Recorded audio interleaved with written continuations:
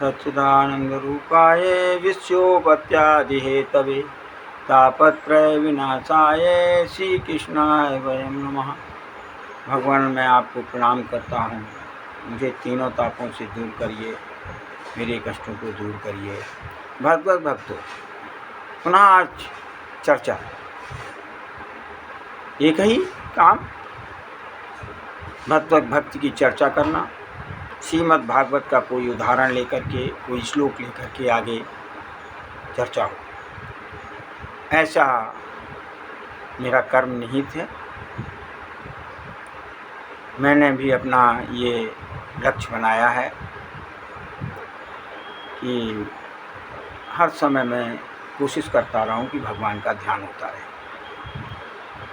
कल मैंने आपको बताया था कि व्यास जी अपने पुत्र के मोह में फंस करके किस तरह से उनको पुकार पुकार के कह रहे हैं। वो श्लोक केवल प्रथम स्कंद के द्वितीय अध्याय के द्वितीय श्लोक में जब सूत जी ने सुखदेव जी को प्रणाम किया है तो उन्होंने बताया, उसका जिक्र करते हुए बताया था। तीसरे भी श्लोक में सूत जी ने और सुखदेव जी को प्रणाम किया। तो यहाँ कुछ हम श्रीमद् भागवत का तीसरा श्लोक ले करके एक बात कहूँगा। उसमें 3 मुख्य बिंदुओं पर विचार किया गया। या उनको कहते हुए सूत जी ने सुखदेव जी को प्रणाम किया। नंबर 1, एक शब्द आया है तमः अंधम। तो तमः माने अंधकार, तम माने भी अंधकार से निकलने वाले, इच्छा करने वाले अति तितीर्षताम, अति तितीर्षताम, जो चाहते हैं कि हम अंधकार से निकल जाएं, अज्ञान रूपी अंधकार से। अज्ञान, गुरु का भी यही काम कि अंधकार से और शिष्य को प्रकाश की ओर ले जाए, और श्रीमद् भागवत का भी यही काम है कि अंधकार से प्रकाश, अज्ञान रूपी अंधकार से प्रकाश की ओर जाए, या ऐसे कह लीजिए अज्ञानता से ज्ञान की ओर ले जाए, असत्यता से सत्य की ओर ले जाए। क्या सत्य है और क्या असत्य है, वास्तविकता तो यहाँ ये है।